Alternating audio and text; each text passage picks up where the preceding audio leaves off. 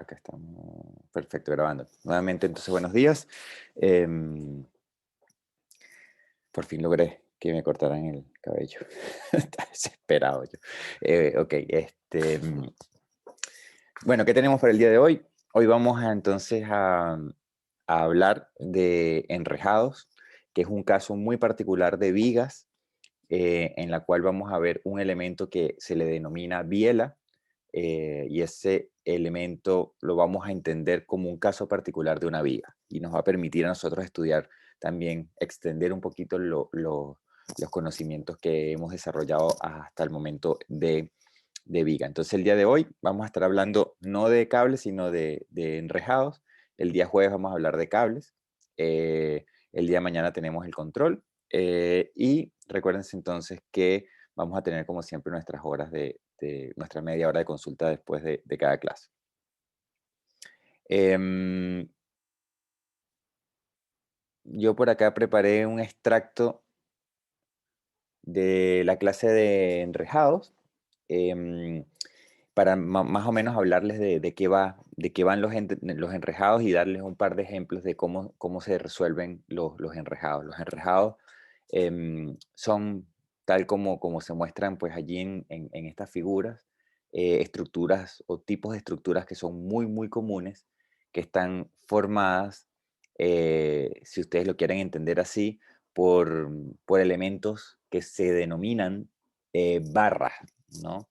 Y vamos a ver qué es lo que significa barra o bielas, también se le denomina. Y son básicamente elementos que forman estructuras que están trianguladas. Si ustedes se fijan en estas estructuras de puentes, por ejemplo, todas esas estructuras están formadas por triángulos, ¿no? No hay aquí también, ¿no? Tenemos triángulos dispuestos entonces con esa geometría. Al igual que acá. Aquí es un poquito menos claro porque la foto no es tan buena, ¿sí? Pero bueno, tenemos tipo la Torre Eiffel o tipo estos enrejados que se colocan para sostener, por ejemplo, los techos o las techumbres de lugares que son muy abiertos, ¿no? Em, lo importante acá con los enrejados es que los enrejados tienen una particularidad, o en verdad varias particularidades. La primera es que es una estructura, em, digamos de magnitudes considerables, que está formada por triangulaciones, por elementos unidimensionales, principalmente de manera matemática. Obviamente esa unidimensionalidad no existe físicamente, porque yo no puedo hacer algo que no tenga espesores, ¿no? Sino es una abstracción. Recuérdense que aquí siempre estamos hablando de una abstracción matemática, y vamos a decir entonces que estos enrejados son elementos unidimensionales, eh, barras o vigas, ya vamos a ver la particularidad que tiene la viga, em, que forman entonces estas triangulaciones que tienen la particularidad de ser muy rígidas y con un peso que es muy bajo. Entonces son muy atractivas cuando yo quiero hacer estructuras que sean muy rígidas con un bajo peso, ¿sí? Típicamente se utiliza en torres, puentes y techos, ¿sí? Techumbres de este estilo como el que está acá. Esas son las aplicaciones principales de los enrejados. Son de uso masivo, se encuentran en cualquier lugar.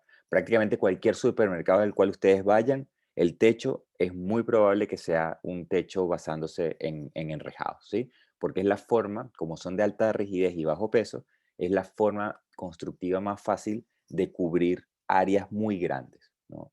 Em, Uno no coloca una losa de un espesor de hormigón, sino que uno lo que hace es esto, tener un enrejado que soporta entonces toda la carga de lo que va a cubrir el techo, ¿no? Lo que va a impermeabilizar este techo.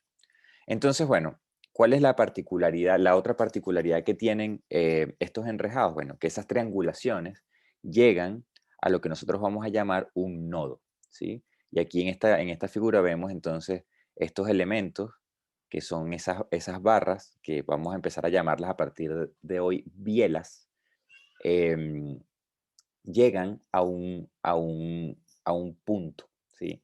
Eso quiere decir que si nosotros estudiamos, ¿verdad? O hacemos una proyección de las barras, de la ubicación de las barras, nos vamos a dar cuenta que esa proyección, ¿verdad? Usualmente cruza todas las proyecciones de las barras que llegan a un nodo, cruzan en el mismo punto. Es decir, que forman como un sistema em, em, de fuerzas que son o que están, digamos, ahí concentradas a un punto, que era lo que nosotros llamábamos un sistema de fuerzas concurrentes, ¿no?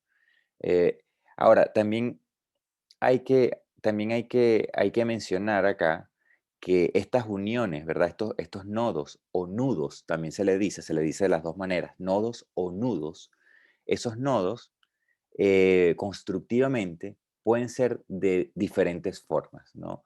Por ejemplo, acá a la derecha vemos que las barras que llegan al nodo, ¿verdad? Están unidas entre ellas a través de una placa, ¿sí? Y esa placa, entonces, se une directamente a los elementos barra o a esas bielas que llegan. Y esa unión puede ser apernada o puede ser soldada también, ¿sí? O puede ser una mezcla de pernos con soldadura. Entonces, si ustedes se ven, si ustedes se fijan, por ejemplo, este techo que está acá es una foto que yo tomé en el aeropuerto de Punta Arenas, acá en Magallanes, donde se ve, digamos, con bastante claridad cómo están formados estos enrejados, ¿no? Y si ustedes se dan cuenta, pues el enrejado acá sirve para cubrir una superficie enorme, principalmente porque tienen alta rigidez y bajo peso, ¿no? Y lo interesante, entonces, nuevamente, es darse cuenta que esos enrejados forman triángulos, ¿sí? Y siempre vamos a tratar de buscar triangulaciones, porque los elementos triangulares son elementos entonces que tienen muchísima rigidez. De formar un triángulo es muy difícil, en cambio, de formar un cuadrado es muy fácil. Es decir, si ustedes quitan esa diagonal y ahora ustedes le aplican fuerza a ese cuadrado, ¿sí? Formado por 4 barras, es muy fácil deformarlo comparado a si yo tuviese entonces ese elemento en la diagonal, ¿no? Entonces, esa diagonal nos da a nosotros una gran cantidad de rigidez en nuestro sistema. Y lo interesante acá, bueno, es lo que les comentaba. Si ustedes se fijan, acá la unión, ¿verdad? Del nudo es los elementos llegan y están soldados a una placa. Sin embargo, el elemento que llega acá abajo, ¿sí? El que llega diagonal al nudo por la parte inferior, está apernado en 2 puntos, ¿no? Y nuevamente, lo interesante acá es que todas esas proyecciones de todas esas barras siempre van a pasar por un punto. Es decir, ellas van a tratar siempre de formar un sistema concurrente de fuerzas. Y eso tiene una lógica que es la que vamos a ver a continuación. Em, otra tema interesante, ¿verdad? Y que es una condición de funcionamiento de un enrejado, es que los enrejados, cuando yo los someto a una carga externa, el punto de aplicación de la carga tiene que estar en un nodo, ¿sí? Y si ustedes se fijan, voy a hacer un zoom out, ¿sí? Este enrejado que voy a colocar acá en rojo, ahí se ve, sí. Este enrejado que está aquí en rojo, ¿verdad? Está sosteniendo, voy a dibujarlo aquí. Está sosteniendo estos largueros o estas vigas que estoy colocando voy a colocarla en otro color para que se vea mejor, este naranja, ¿sí? Están sosteniendo esas vigas del techo, ¿sí? Entonces, está el enrejado, digamos, de izquierda a derecha, y después yo tengo unas vigas que están apoyadas sobre el enrejado. Pero fíjense lo interesante, es que el punto de unión viga-enrejado siempre ocurre en un nodo, ¿sí? Siempre va a ocurrir en un nodo. ¿Sí? Es decir, que yo no voy a pasar o yo no puedo pasar una viga por la mitad, apoyar al enrejado en un lugar, yo no puedo cargar el enrejado en un lugar que no sea un nodo. Y eso tiene una particularidad importante que ya vamos a profundizar en esa parte. Entonces, las características de un enrejado son que forman triángulos, de que las uniones en verdad entre las barras puede ser de cualquier forma, ¿verdad? Y que la forma de cargar el enrejado tiene que ser obligatoriamente en los nodos, ¿sí? yo no puedo cargar un enrejado, yo no puedo aplicarle la fuerza a un enrejado en la mitad de la barra. Tiene que ser en un nodo, ¿sí?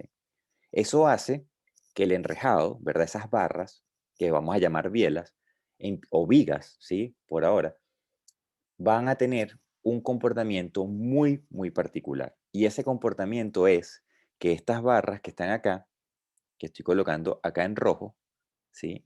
Van a funcionar exclusivamente con esfuerzo axial, es decir, que ya funcionan a tracción o a compresión. Es decir, que no hay corte y no hay flexión.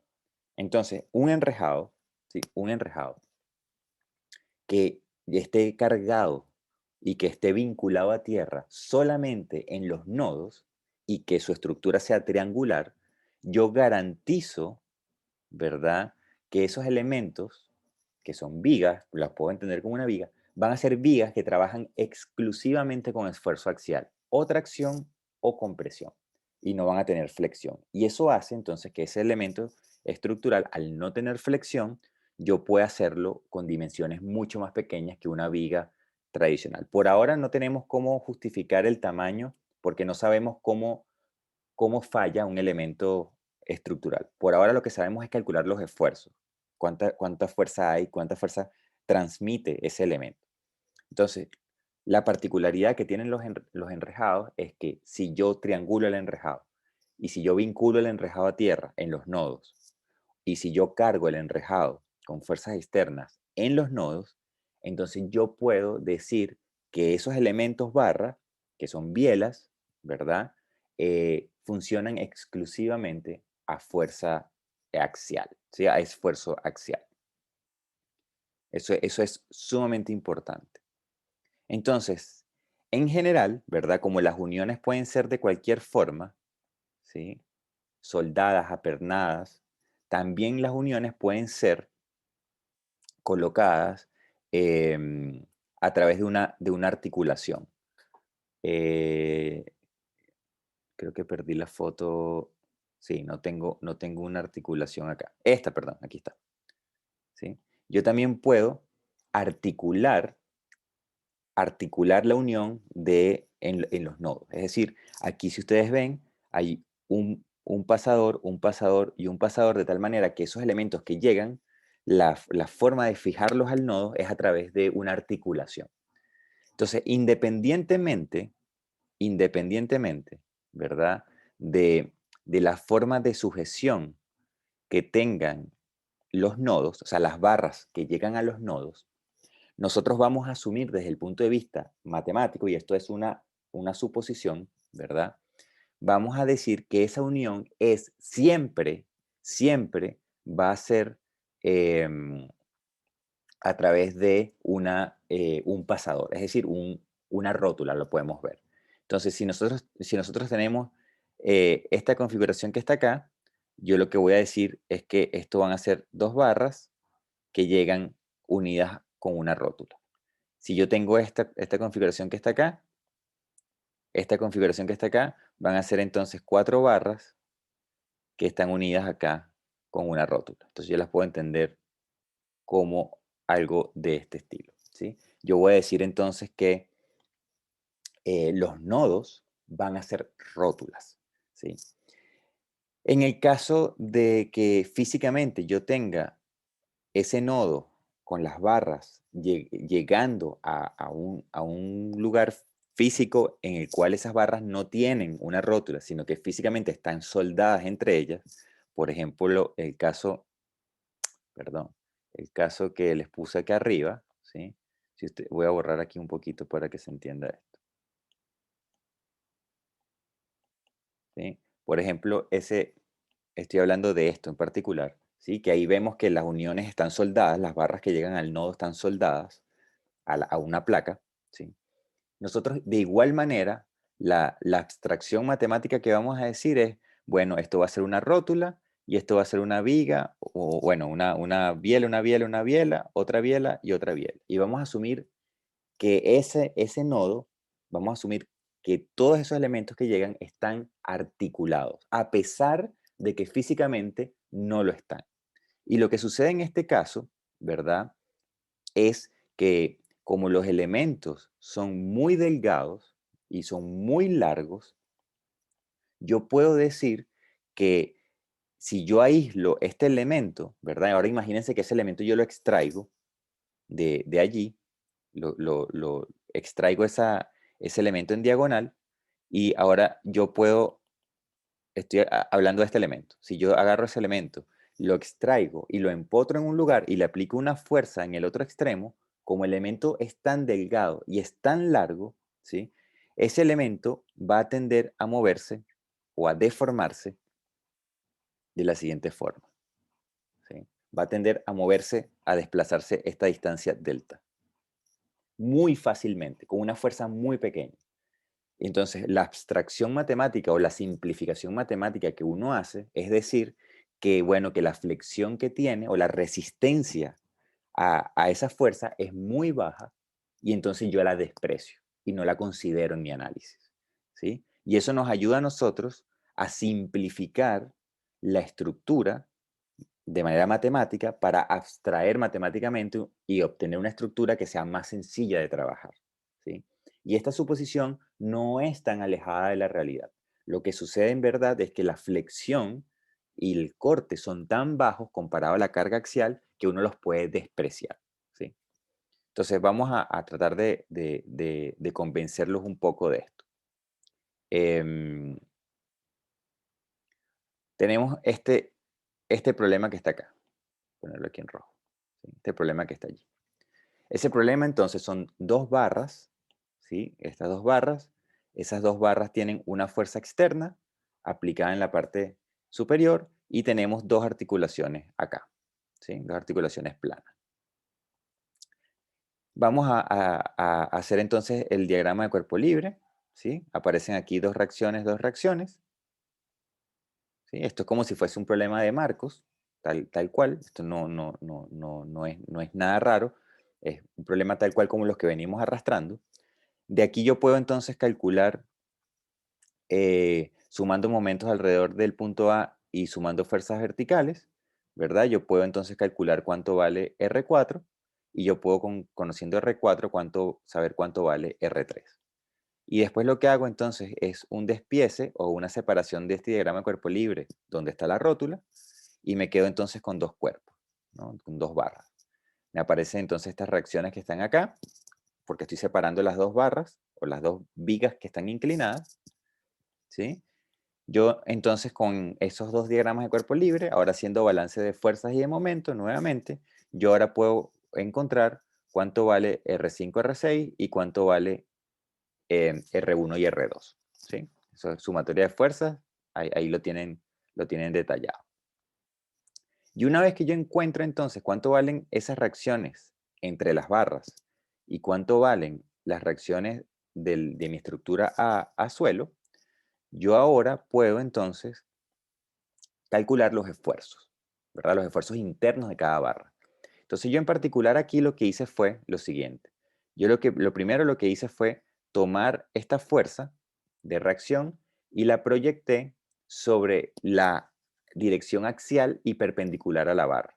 Y por eso entonces aquí me aparecen dos fuerzas amarillas porque son las proyecciones de esta fuerza azul, ¿verdad? En la dirección axial y en la dirección perpendicular a la barra.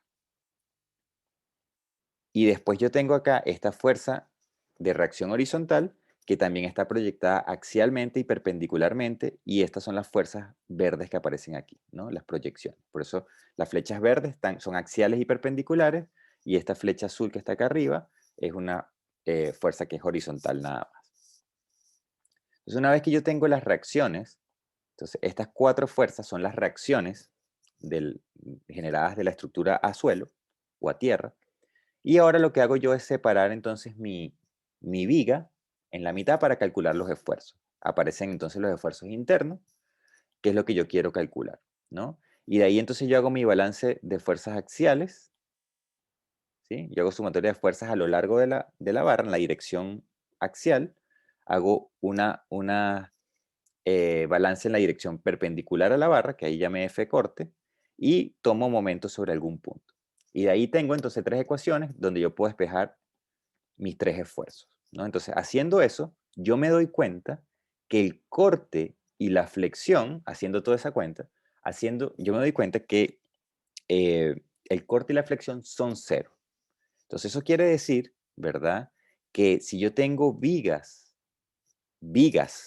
articuladas entre ellas, y a esas vigas yo las someto a fuerzas exclusivamente en los nodos, fuerzas solamente en los nodos, yo obligo a que, a pesar de que yo estoy considerando acá una viga, esa viga trabaja exclusivamente a esfuerzo axial. Es decir, que yo estoy forzando a que el esfuerzo de corte y de flexión dentro de esa viga sean cero.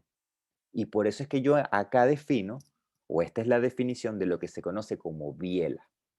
Entonces, biela no es otra cosa que una viga, ¿verdad? Que está articulada en sus extremos y que las fuerzas externas están aplicadas justo en la articulación. De esa manera yo puedo decir que una biela es un caso particular de una viga que tiene articulaciones en los extremos y que está cargada externamente en los extremos, ¿sí? Exclusivamente. Entonces, esa es la definición de biela. Entonces, cuando nosotros hablemos de biela, tenemos que entender que físicamente es una viga, pero que está articulada en los extremos y que está cargada en los extremos. Si yo tuviese ahora acá mi estructura con una fuerza fuera de la rótula, entonces ahora esa viga va a tener esfuerzo de corte y va a tener esfuerzo de flexión. Pero si yo garantizo que la fuerza va a estar aplicada sobre la rótula en cualquier dirección, ¿sí? Orientada en cualquier punto, pero sobre la rótula, entonces esa viga, los esfuerzos de corte y los esfuerzos de flexión desaparecen y me quedan solamente los esfuerzos axiales. Y entonces allí yo digo, eso es una biela. Entonces, una biela tiene exclusivamente esfuerzos axiales. Por lo tanto, cuando yo veo un problema de esta naturaleza, voy a volver acá arriba, perdón, ¿sí? Cuando yo veo un problema de esta naturaleza, donde yo tengo que el techo está apoyado acá en los extremos y donde digamos, eh, todas estas láminas que forman el techo, lo que impermeabilizan el techo, están apoyadas sobre el enrejado solamente en los nodos, ¿sí? Solamente en los nodos, entonces yo ya puedo decir, ¿verdad?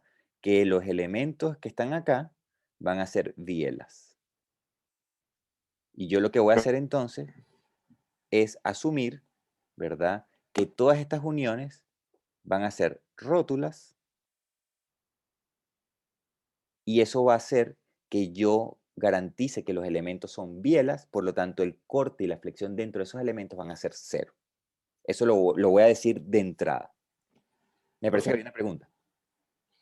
Em, entonces, en este caso, vamos a ver solamente como cargas puntuales y no cargas distribuidas. O puede ser que tenga una carga distribuida que como su centroide esté justo en la rótula. Muy buena pregunta, muy buena pregunta. No, tienen que ser exclusivamente cargas puntuales. Exclusivamente cargas puntuales. En el momento en que físicamente yo acá le coloco una carga distribuida, podemos ponerlo más fácil, este que está aquí abajo. Si yo coloco acá una carga distribuida, este elemento deja de ser una biela. Deja de ser una biela.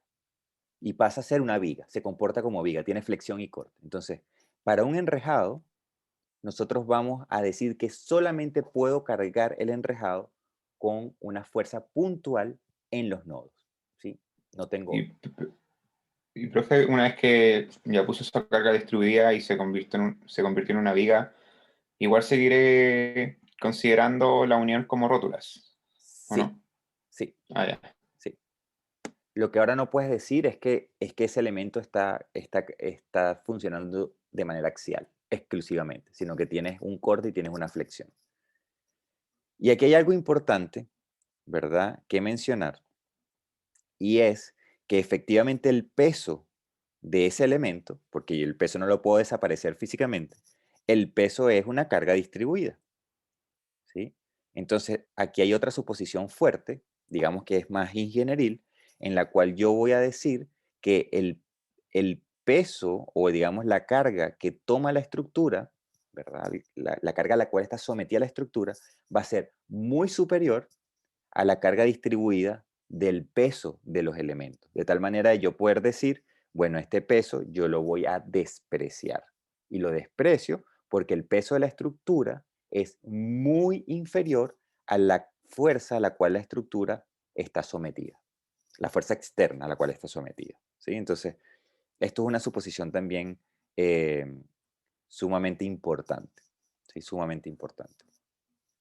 Ok, entonces, yendo a lo que nos interesa acá, ¿verdad? Vamos a ver primero, entendiendo esto, cómo trabajar con los enrejados. Entonces, como a mí siempre me gusta hablar del GIE, yo voy a empezar hablando del GIE. Entonces, ¿qué sucede? Bueno, lo primero que yo puedo hacer es que mi estructura la voy a desvincular del suelo. Al desvincularla del suelo, esto es como si fuese igual que una viga, desvinculo acá, aparecen dos reacciones, una reacción. Tal cual como lo que veíamos en vigas y en marcos. ¿Sí? Y de este diagrama de cuerpo libre,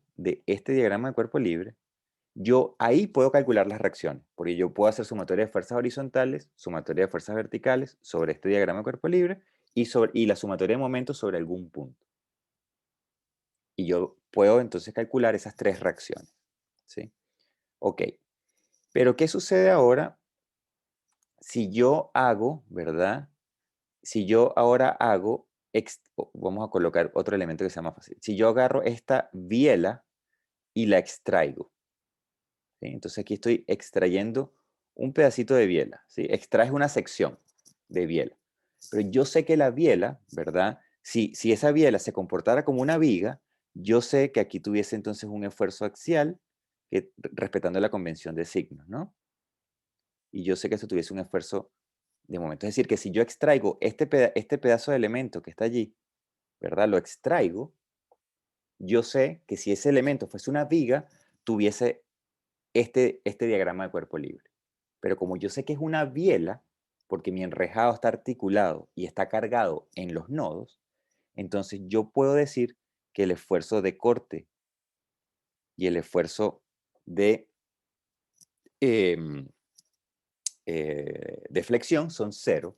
Por lo tanto, yo sé que mi diagrama de cuerpo libre de ese tramo, de ahora sí de biela, va a ser solamente o va a tener fuerzas que van a ser axiales al elemento. De esa forma, ¿verdad? Si yo ahora hago un diagrama de cuerpo libre de aquí justo antes de la rótula y justo después de la rótula, ¿verdad? Y entonces yo dibujo aquí mi elemento y ahora saco de acá este otro elemento que está acá al lado, ¿sí? Y lo coloco aquí. Y ahora saco este elemento de acá, ¿verdad? Y lo voy colocando acá y así voy yo desarticulando o voy separando toda mi estructura. Voy a poner este aquí para que se entienda qué estoy haciendo. ¿Sí? Aquí lo que estoy haciendo es simplemente separando las barras. Estoy separando esta barra es esta biela es esta, y así sucesivamente. ¿Sí? Separé las barras en las rótulas. Yo sé que cada una de esas barras, como son bielas, solamente se tienen que comportar de manera axial. ¿Sí? Entonces yo sé que los esfuerzos internos tienen que ser exclusivamente axiales. Aquí arriba también, axial, axial. ¿Sí? Y llegamos entonces a este diagrama de cuerpo libre que tenemos acá, que sería el diagrama de cuerpo libre de todas las barras separadas entre ellas. ¿Sí? Ahora, yo también pudiera hacer el diagrama de cuerpo libre de lo que sucede en la rótula, de lo que sucede en el nodo. Entonces, si ustedes se fijan, ahora, ¿verdad? Si yo estudio lo que pasa acá, digamos, en este nodo que está aquí, yo sé que a ese nodo le va a llegar, ¿verdad? Le va a llegar la fuerza de la barra 1, que sería esta fuerza que está acá, pero en sentido contrario. le va a llegar la fuerza de la barra, esta que está aquí, de las barras van saliendo, y aquí entonces del nodo también van saliendo. Y al final yo me doy cuenta, ¿verdad? Que como las barras o las bielas solamente trabajan axialmente, yo lo que puedo hacer entonces es aprovechar eso y en vez de estudiar las barras como tal, ¿verdad? Lo que vamos a hacer es estudiar los nodos, los nodos. Entonces, cuando yo hago toda esa separación, ¿verdad? Si yo tengo aquí este voy a cambiar de color para que se note mejor. Este F4, ¿verdad? Si yo lo coloco en este diagrama de cuerpo libre, acá arriba, se me debería cancelar esos F4 con los F4. De tal forma de que si voy a abrir aquí una página nueva.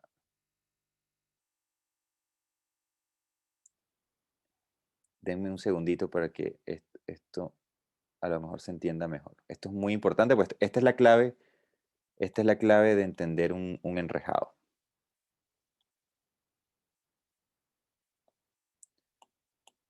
Vamos a cambiarle el tamaño a esto.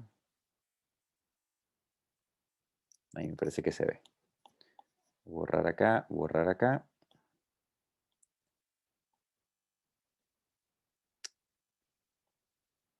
Ok.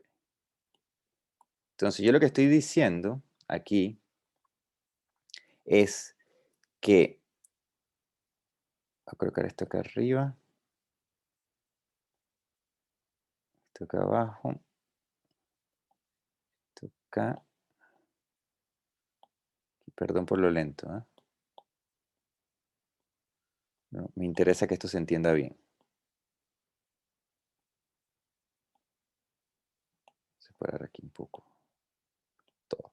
Yo lo que estoy diciendo entonces, ¿verdad? Es que si hago ahora el diagrama de cuerpo libre del nodo, esto lo vamos a poner por aquí arriba, estoy hablando aquí.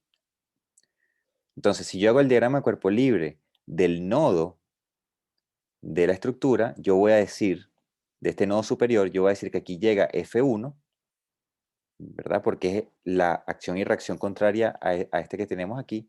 Aquí llega un F3 y aquí llega un F4.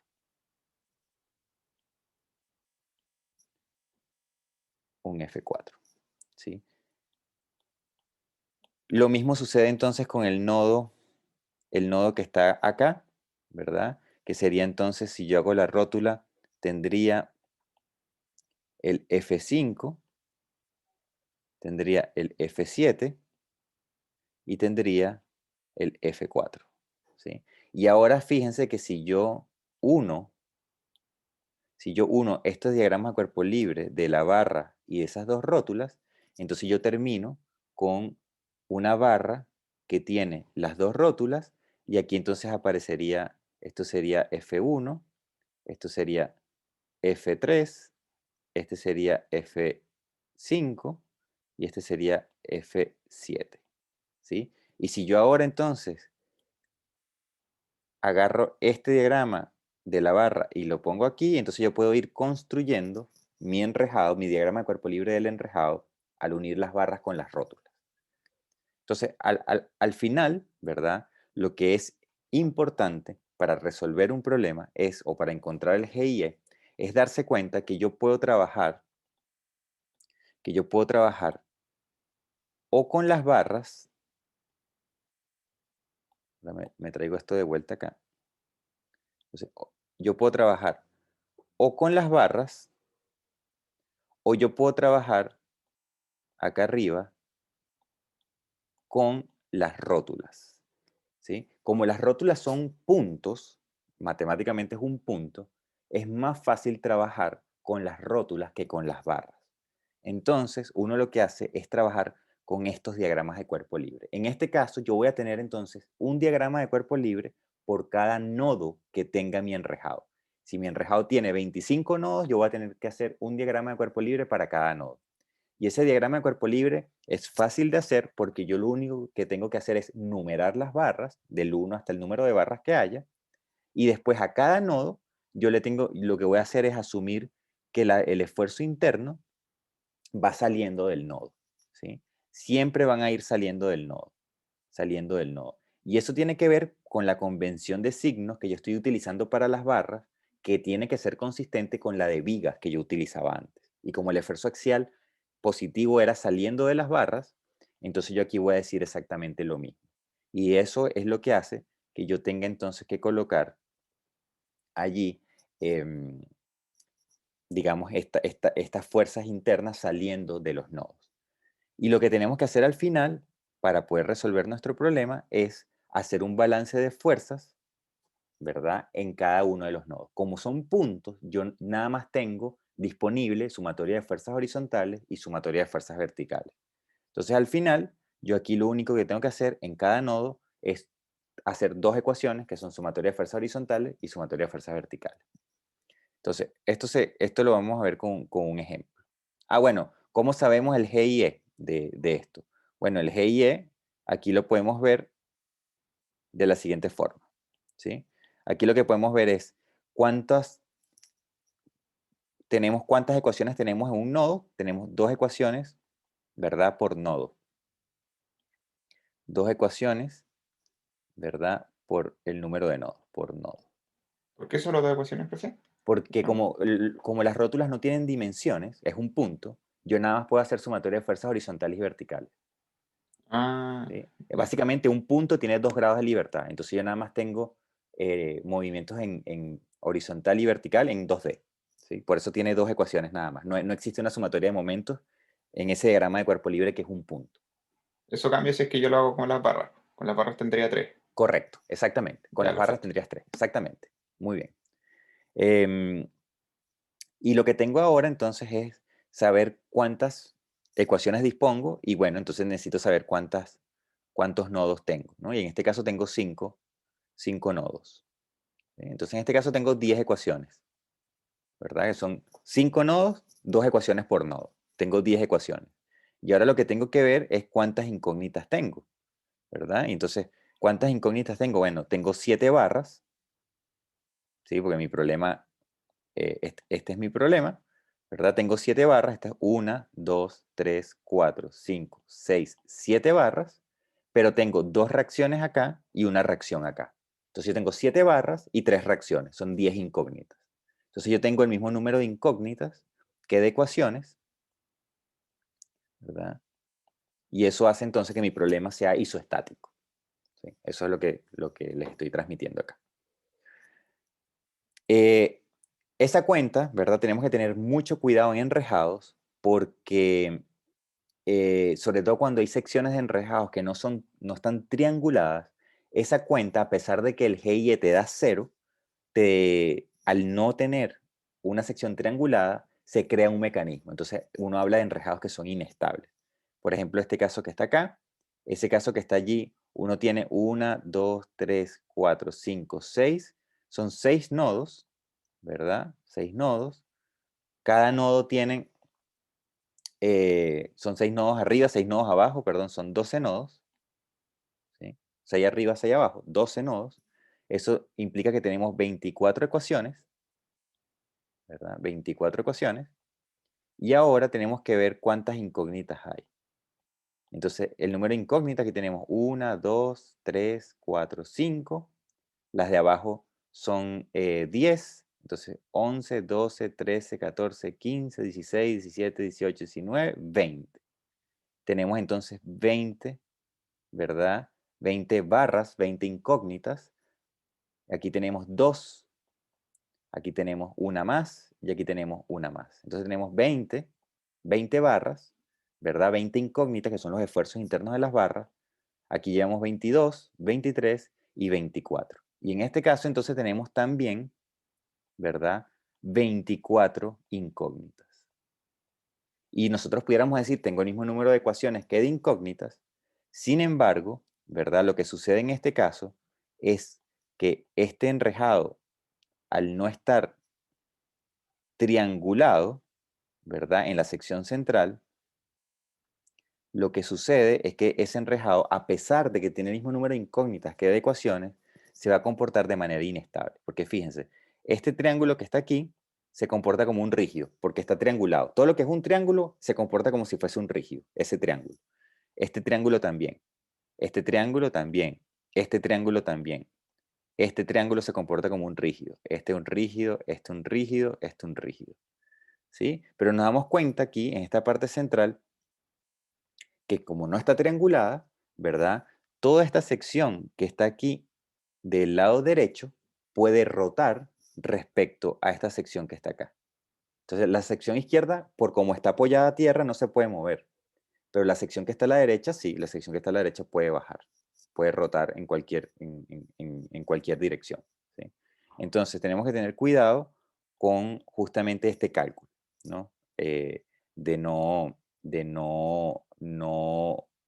pasarnos por alto estas secciones que no están trianguladas, ¿no? Ok, entonces, ¿cómo se resuelven los enrejados? Hay dos formas de resolver un enrejado. Lo que se conoce como el método de los nodos o de los nudos y el método de las secciones, ¿sí? Vamos a ver qué es cada uno. Bueno, aquí yo les presento un primer ejemplo. Este primer ejemplo, entonces, es un enrejado. Ahí dicen que cada biela mide 1 metro de longitud. Em, el enrejado está cargado en los nodos, ¿sí? Por lo tanto, yo puedo decir que los elementos son bielas. Como el enrejado entonces está cargado en los nodos, yo ya sé que estos elementos se van a comportar a tracción o compresión pura. No va a haber flexión ni corte. Entonces, ¿qué hacemos? Bueno, diagrama de cuerpo libre. Aparecen nuestras reacciones y de este diagrama de cuerpo libre yo puedo hacer sumatoria de fuerzas horizontales, sumatoria de fuerzas verticales y sumatoria de momentos sobre algún punto y yo puedo encontrar las reacciones. Entonces, una vez que yo encuentro las reacciones, ¿verdad? Que son estos valores que están acá, ¿sí? La reacción R2 nos dio 0. Una vez que yo encuentro las reacciones, ahora lo que hago es un diagrama de cuerpo libre de los nodos. Entonces yo hago aquí, bueno, enumero las barras, ¿sí? Le coloco numeración a las barras y ahora entonces lo que hago es, hago mi diagrama de cuerpo libre de cada uno de los nodos, ¿sí? Entonces voy a hacer solamente uno aquí. Por ejemplo, este diagrama de cuerpo libre de ese nodo, ¿verdad? Voy a hacerlo acá. Tendría entonces la fuerza 2 y después tendría la fuerza de la barra 1, la de la barra 3, perdón, la de la barra 3 y la de la barra 4. ¿Sí? Los esfuerzos internos siempre saliendo de los nodos. Em, Vamos aquí, por ejemplo, a este nodo que está acá abajo, ¿verdad? Para hacer otro nodo distinto. Ese nodo sería entonces, tendría la reacción, que sería 3.25. F, ¿Así? ¿esos F son esfuerzos internos? Sí, son esfuerzos internos. Es lo que llamamos el N. El Ya. N, sí, perdón. Sí, es verdad. A lo mejor por la próxima vez voy a cambiar la nomenclatura que sea N. Entonces esto va a ser el F7 y esto va a ser el F6. ¿Sí? Y de esa manera yo puedo ir armando los diagramas de cuerpo libre de cada nodo. Y después lo que tengo que hacer en cada nodo, sumatoria de fuerza horizontal vertical, sumatoria de fuerza horizontal vertical. Entonces una vez que yo tengo todos mis diagramas de cuerpo libre de todos los nodos, como yo aquí tengo 5 nodos, yo voy a tener entonces sumatoria de fuerzas horizontales y verticales en cada uno de ellos. Y de esa manera yo puedo entonces despejar cuánto valen los esfuerzos internos F1, F2, F3 hasta el F7. ¿Sí? Ahí está entonces, pues, ¿no? Cada nodo tienen allí detallado su materia de fuerzas verticales, su materia de fuerzas horizontales. ¿Sí? Con la respectiva, lo fastidioso aquí es la trigonometría, que hay que empezar a descomponer los ángulos. Y bueno, de allí ustedes pueden hacer el estudio del enrejado. Y así se resuelve el enrejado. ¿Sí? Siempre es igual. Entonces, el método de los nodos es, calculo reacciones, hago diagrama de cuerpo libre de cada rótula y hago sumatoria de fuerza horizontal verticales en cada rótula. Siempre igual. No hay trampas aquí, ¿no? Siempre es igual. Ahora, lo que sí es importante darse cuenta es cuando el enrejado tiene, por ejemplo, o estamos trabajando en un nodo que corresponde a un enrejado que tiene solamente 2 bielas sin cargas externas, ¿sí? Esto es un enrejado en el cual, pues digamos, no es un enrejado, es un nodo que llegan solamente dos bielas. Y ese nodo no está ni restringido a suelo, ni está cargado externamente, ¿sí? Es simplemente un nodo que llegan dos bielas. ¿Sí? Cuando ustedes hacen entonces el diagrama de cuerpo libre, aparecen solamente dos fuerzas. Y si ustedes hacen sumatoria de fuerzas horizontales y verticales, se van a dar cuenta que esas fuerzas son cero. ¿Sí? Entonces, yo sé que cuando yo veo un enrejado, ¿verdad? Y veo que ese enrejado, y voy a colocarlo aquí, acá abajo. Vamos a colocar algo de este estilo. Y voy a vincular todo, rótula, rótula, rótula, rótula. Aquí yo vinculo esto suelo así. Y aquí coloco yo un apoyo deslizante. Y yo coloco aquí una fuerza externa acá, F. Bueno, yo sé, según lo que acabo de decir ahora, yo sé que estas dos bielas que están llegando a ese nodo, esas dos bielas tienen fuerza cero. Tienen fuerza cero porque si yo hago el diagrama de cuerpo libre de esa rótula y hago sumatoria de fuerzas horizontales y verticales, me doy cuenta claramente que esas dos fuerzas son cero. Entonces los esfuerzos internos de tanto de esta biela como de esta biela van a ser cero. Yo ni siquiera tengo que calcularlos, yo sé que son cero, ¿sí? Por esta condición que acabamos de ver acá. Ahora, también es interesante ver qué pasa cuando yo tengo un nodo que llegan dos bielas que son coaxiales y una tercera biela, que puede estar inclinada en cualquier ángulo. Si ustedes hacen entonces el diagrama de cuerpo libre de esa rótula, esto es sin fuerzas externas, ¿sí?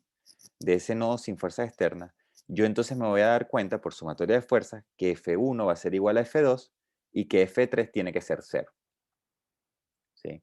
Ustedes pueden hacer ese cálculo, ¿sí? Si ustedes tienen dudas, ¿verdad?, de cómo hacer esto, bueno, es fácil. Ustedes lo que hacen es proyectan este F3 en esa dirección inclinada y al hacer sumatoria de fuerzas verticales, se van a dar cuenta que esta proyección de F3 no se balancea contra nada. Entonces F3 tiene que ser igual a cero. Como F3 entonces es igual a cero, entonces F1 y F2 tienen que ser iguales. Y después un nodo al cual lleguen Pero, cuatro bielas. Sí, profe, adelante. Ujú. ¿tienen que ser igual en módulo y signo, o sea, y sentido? O, No, van a ser siempre opuestas. ok, eso. Ujú, van a ser siempre opuestas. Y lo que sucede en un nodo, entonces acá, que llegan cuatro bielas y que dos bielas son coaxiales y las otras dos bielas son coaxiales, independientemente de este ángulo que tengan entre ellas, ¿sí? Yo lo que puedo decir, ¿verdad? De manera rápida, o digamos, la intuición que yo esperaría que ustedes empiecen a generar, es que F1 y F2 son iguales y F4 y F3 son iguales, ¿sí? Entonces yo puedo decir que esas fuerzas que llegan, las que son coaxiales, van a ser iguales y las que son coaxiales van a ser iguales, ¿sí? Eso también pasa, ¿verdad? Ahora, por ejemplo, en este caso, donde yo tengo un nodo que llegan dos bielas, pero aparte ese nodo está cargado externamente con una carga P, pero esa carga P, si ustedes se fijan, es coaxial a una de las bielas. Entonces yo lo que puedo decir es que esa biela, esta biela va a tener esa carga P, mientras que la fuerza interna de la biela que llega, digamos, no coaxial a las otras dos, tiene que ser cero. Es el equivalente a esta configuración que tenemos acá arriba, ¿sí?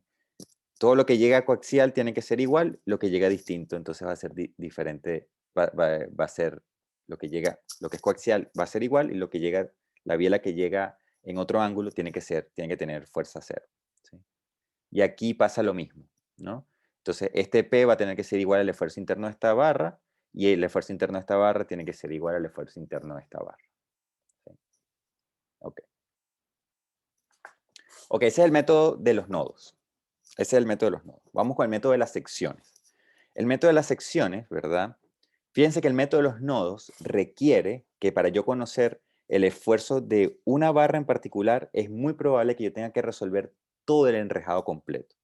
Si mi enrejado es muy grande, yo voy a tener que resolver, ¿verdad? Todos los esfuerzos, tengo que hacer todos los balances de todos los nodos hasta llegar a las barras que a mí me interesan, hasta los elementos, las bielas que a mí me interesa estudiar.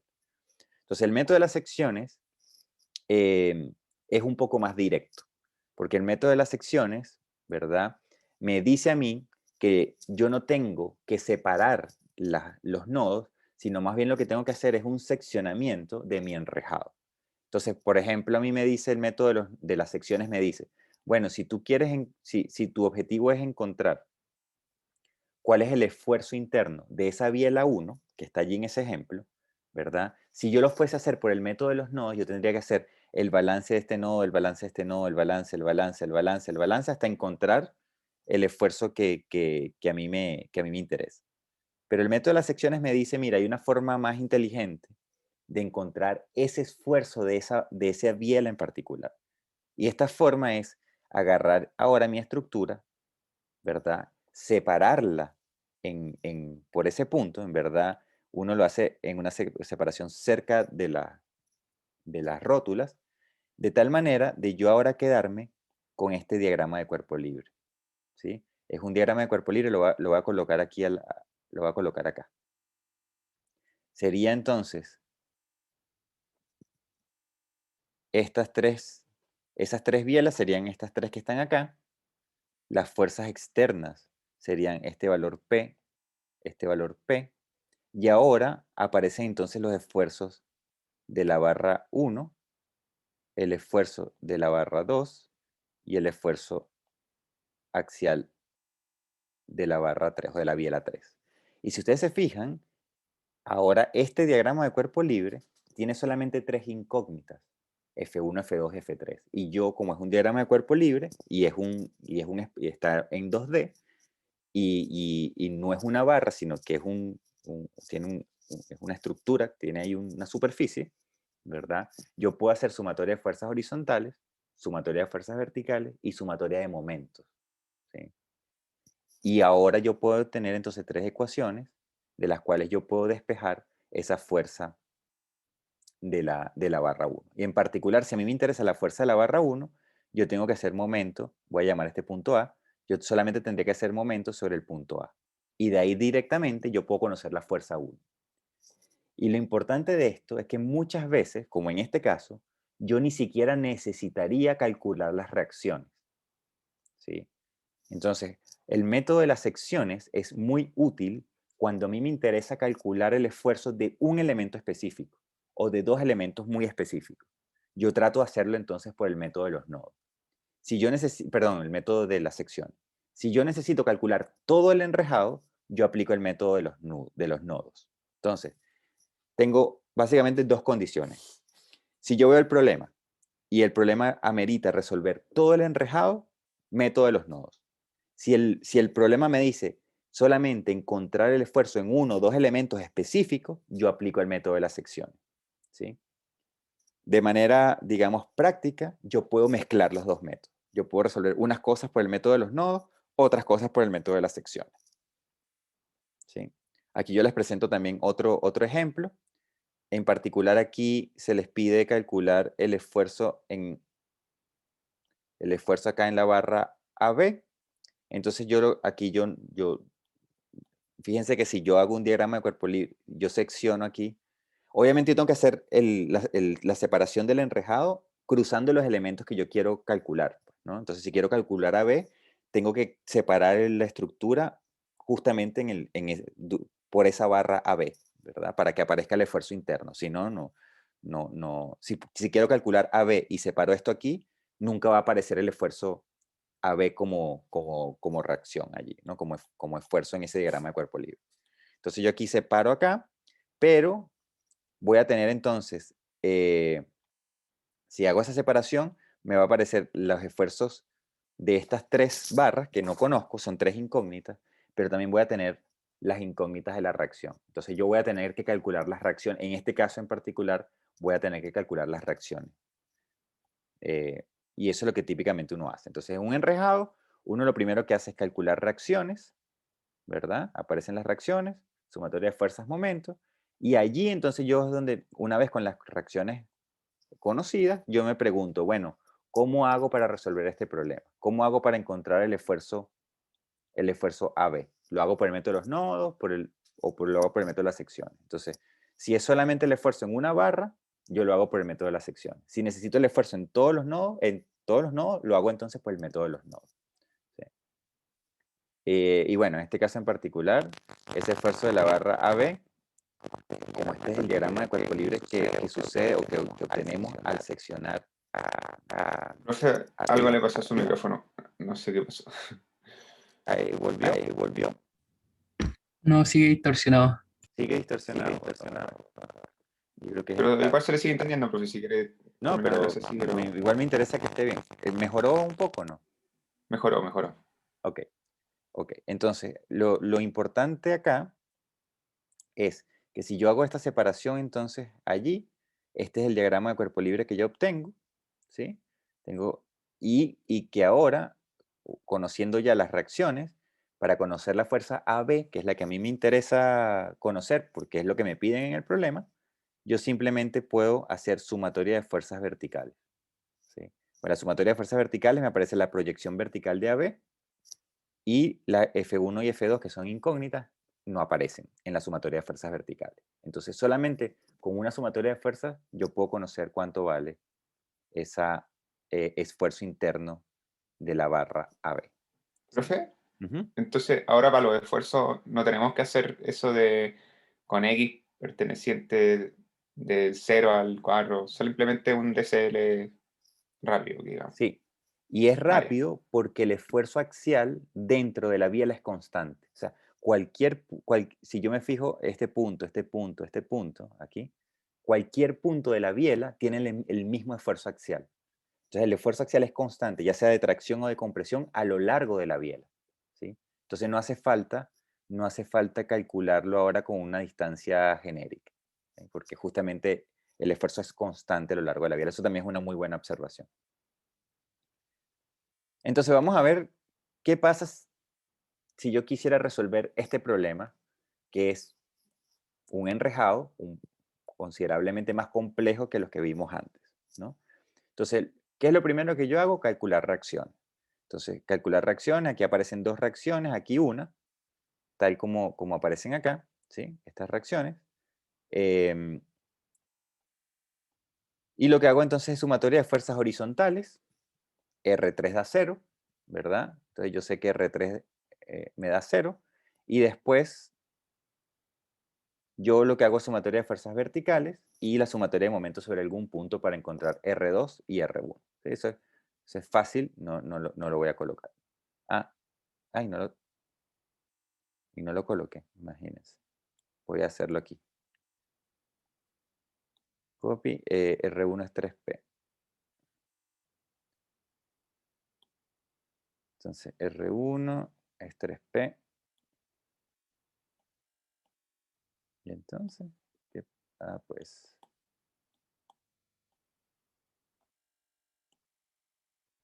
ok. No quieres cooperar.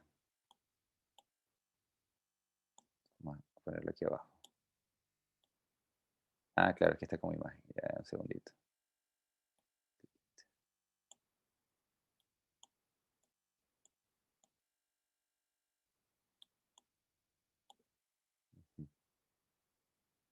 ¿Será que esto está como imagen? No. Segundo.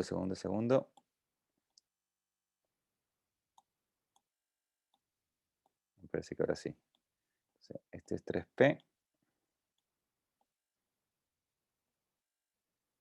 Y este viene en sentido contrario.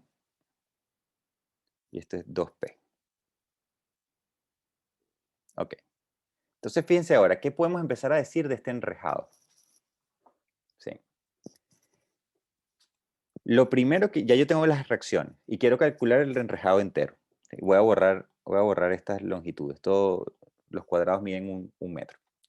Entonces yo puedo decir, o yo puedo empezar por los nodos que tienen la menor cantidad de bielas. Entonces, ¿cuáles son esos nodos? Bueno, esos nodos son este nodo que tiene dos bielas, este nodo que tiene dos bielas, ¿verdad? Esos son los primeros que yo voy a estudiar. Entonces, ¿qué pasa con este nodo?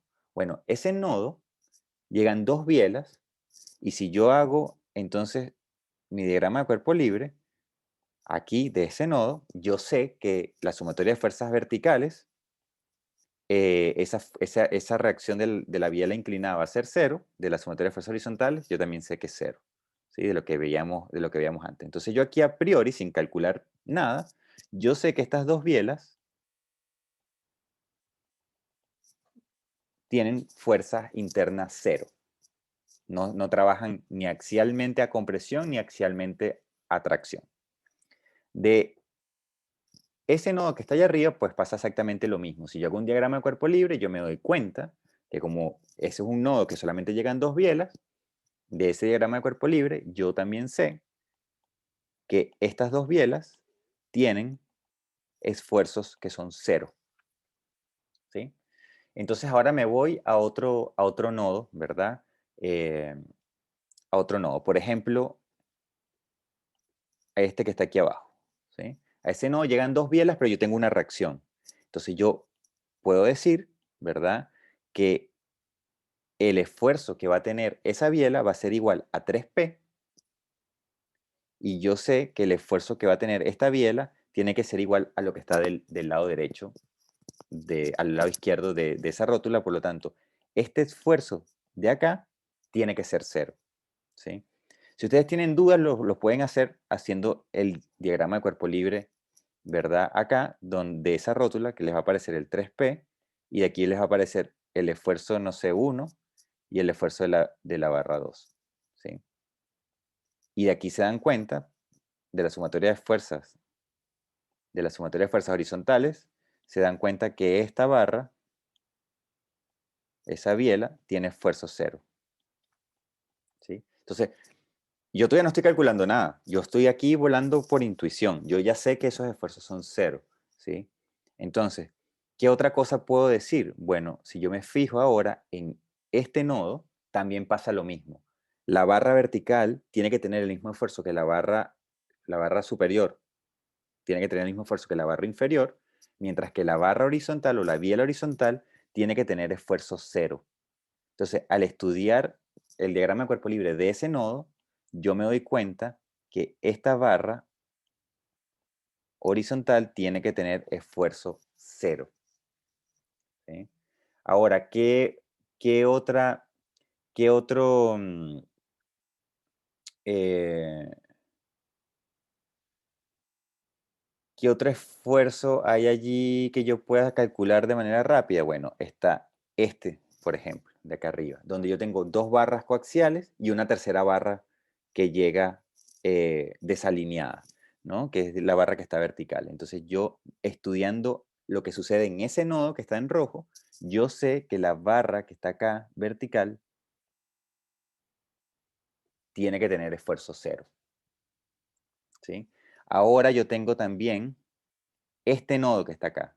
Si yo estudio ese nodo, ¿sí? Fíjense que ese nodo tiene entonces solamente dos fuerzas, de las fuerzas axiales de la barra vertical y la horizontal. Yo sé que esas dos fuerzas tienen que tener entonces esfuerzo 0. Entonces yo aquí yo sé que estos dos elementos también tienen que ser 0. ¿Sí? Em, Profe, una consulta. Adelante. El nodo vertical no debería ser como la misma magnitud de P. Sí, mira, eso es una duda que surge siempre que yo hablo de este. Yo dije, ya, este va a ser el semestre que no me van a preguntar eso, pero no, Pareció. no es el caso. Así que es una duda súper, súper válida, ¿no? Eh, Fíjate que si tú haces un diagrama de cuerpo libre, ¿verdad? Voy a hacer un diagrama de cuerpo libre de este nodo, ¿verdad? Y ese diagrama de cuerpo libre sería entonces, tal vez vamos a cambiar de color para que quede aquí bien claro, ¿sí? Sería P, y yo tendría entonces, voy a llamar a esto F1, este sería F2, sería este 1, este 2 y este 3. Y F3, ¿sí? De ese nodo, ¿verdad? Yo no puedo decir nada porque cuando hago sumatoria de fuerzas horizontales y verticales, yo tengo tres incógnitas, que es F1, F2, F3. Yo no puedo decir nada de ese nodo. Si yo, en cambio, si yo estudio el nodo inferior, ¿sí? Si yo estudio este nodo inferior, voy a colocar esto más pequeño para que entre aquí en la misma página.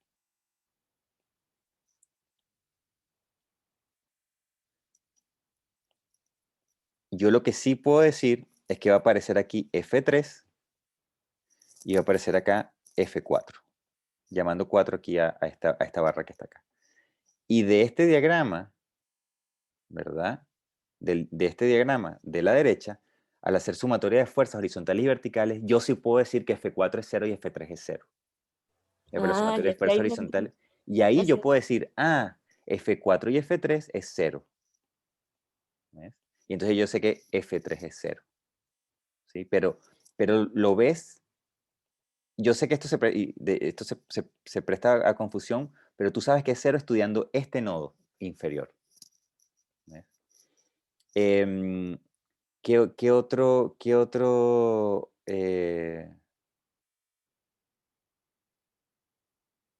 bueno, tenemos aquí que este R3 es 0, ¿no? Habíamos dicho que la reacción horizontal era 0. Bueno, y aquí tenemos ahora también como R3 es 0, la habíamos calculado acá arriba, ¿no? El R3, ¿ah? R3 era 0. Y ahora viendo este nodo, ¿verdad? Entonces nosotros también podemos decir que este esfuerzo va a ser 2P y que el esfuerzo de esta barra tiene que ser 0. Entonces, este esfuerzo también es 0. El de esa barra inclinada. ¿Sí? Y es 0 nuevamente, voy a volver a repetir, porque este también se presta un poco de confusión, estudiando el balance de este nodo, ¿sí? Yo tengo entonces que esto sería el F, no sé, 5, si esta es la barra 5, tendría aquí el 2P, y aquí tendría yo entonces una fuerza, no sé, 6, si esta fuese la barra 6. Entonces, al hacer la descomposición, aquí el F6 por el coseno de teta, me desaparece esto. Yo tendría aquí también la composición vertical, ¿no? Este sería el F6 por seno de teta, pero al hacer la sumatoria de fuerzas horizontales me queda que F6 tiene que ser igual a 0. Entonces yo aquí sé que F6 tiene que ser igual a 0. ¿Sí?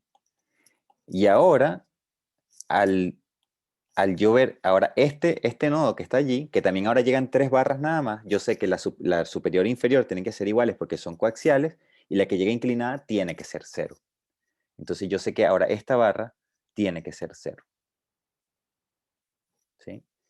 Y aquí esto se me empieza a simplificar porque yo puedo decir entonces que esta va a valer 3P porque tiene que valer igual que la fuerza que está abajo. Como esto es 3P, entonces este también tiene que ser 3P, va haciendo el balance de este nodo. De forma análoga, yo puedo decir que esto es 2P, que este también va a ser 2P, ¿verdad?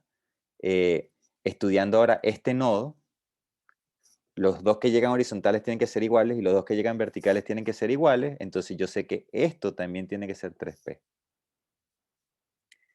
Y el problema ahora, mi enrejado se me simplifica un montón.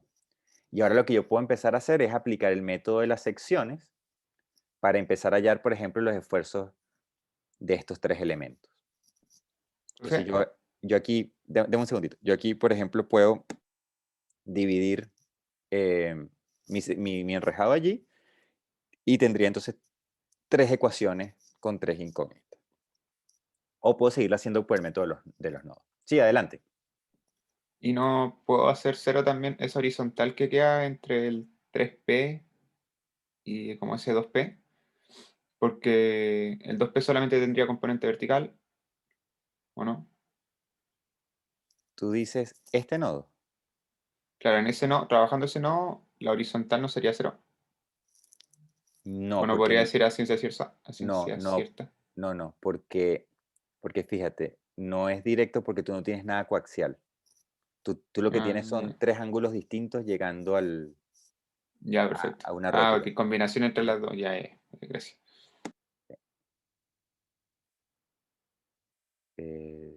Sí, exacto. Sí. Porque la proyección de esta barra te va a afectar lo que Sí, va a sucede tener en una este nodo. horizontal. Una Y la horizontalidad horizontal en el se va a proyecto. tener que compensar con la otra. Exactamente. Sí, exactamente. Pero bueno, sería, para terminar de resolver el problema, uno solamente tendría que hacer el balance aquí. em, para encontrar esos dos esfuerzos. Este esfuerzo sería el mismo al de esta barra, así que ese no habría que calcularlo tampoco. Y después habría que hacer el balance acá. Acá. Y con eso obtienes todos los esfuerzos, me faltaría uno más. Me faltaría este de aquí, inferior, y ya estaría.